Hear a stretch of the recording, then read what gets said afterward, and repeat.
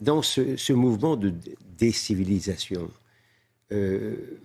arracher, au sens presque littéral du terme, les racines de la civilisation chrétienne ou judéo-chrétienne, ça fait partie des actes essentiels des amis de M. Piolle. Donc, moi, pardon, je ne suis pas un catholique fervent. Mais je sais que je vis dans un pays aux racines chrétiennes et c'est ainsi que j'ai été élevé et j'y tiens très fortement. Je tiens particulièrement à Noël, à célébrer Noël et même au sapin de Noël que un des amis de M. Piolle, je ne sais plus lequel... C'était le maire de Bordeaux, voilà, qui n'en voulait plus.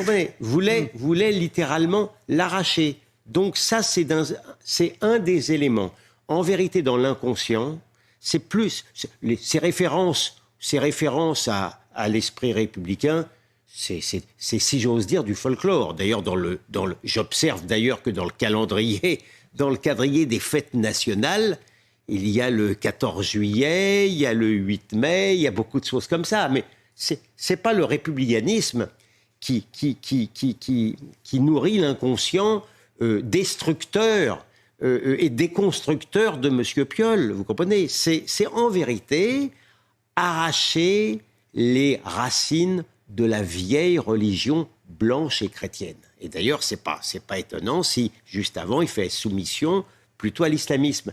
Voilà, pour faire de la place aux religions peut-être plus conquérantes. Et puis, vous aurez vu aussi, toujours dans l'inconscient de M. Piolle ou dans le conscient, la référence aussi à LGBT.